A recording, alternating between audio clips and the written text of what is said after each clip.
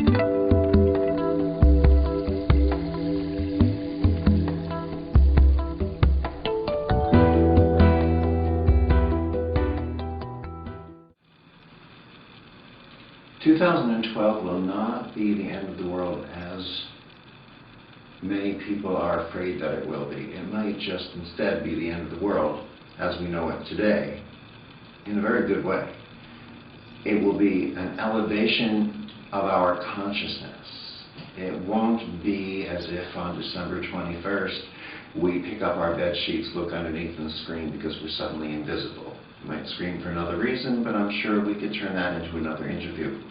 Right now, the focus is that I'm not even sure we're going to notice anything on December 21st, December 22nd, maybe for 1 year, for 3 years, for 6 years. But a dozen years or so later, we will look back and say, look at this shift in human consciousness. Look at this change in our awareness.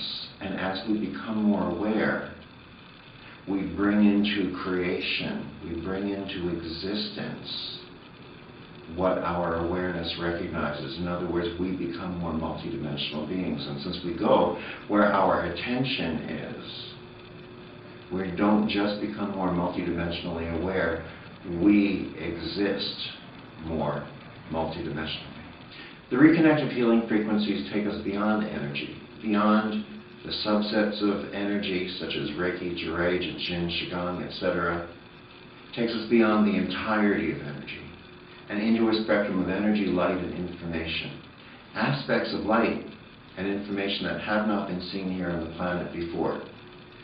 5 studies so far, with a 6th international study being planned, have shown that the reconnective healing frequencies raise the level of our light and make it more coherent. They bring us into what a number of the scientists call a super aware state of consciousness.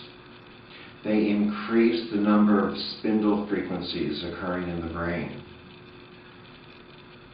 What happens is that the DNA in each of our cells emits specific levels of light. We know this today from the work of Dr. Fritz Popp in Germany and others who are continuing his work. It is generally understood that when our health is diminishing, that light is dimming. When our health is coming back up, that light is coming back up. And light plays a very important role in the healing process. So maybe this new, expanded, more coherent level of light is a part of the gift of what 2012 is opening us up to. What it does is that it allows our light to rise to a higher vibration. Now, how does that happen?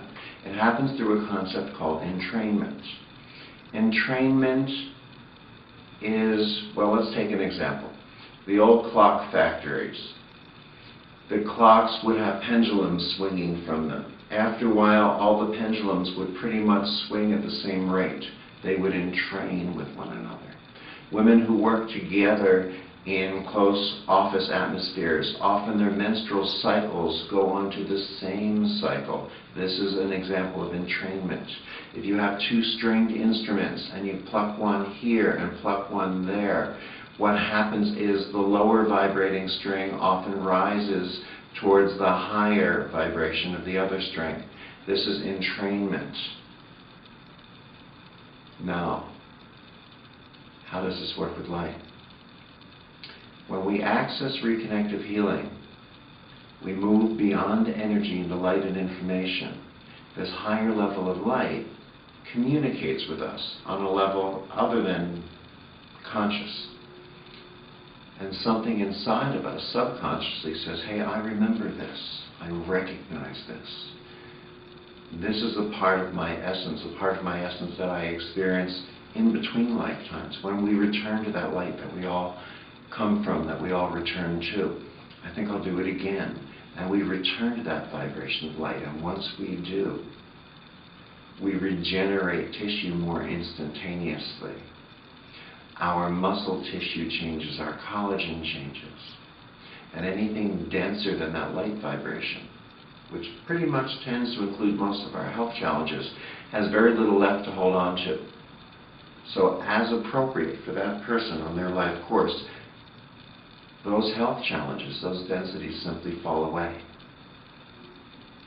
The insights of 2012 are to teach us to redirect our vision, to bring our insight and our attention back home, back inside of us, to step into becoming the healing so that we can inspire the healing and evolution within others. Many people are looking for a message of hope for 2012.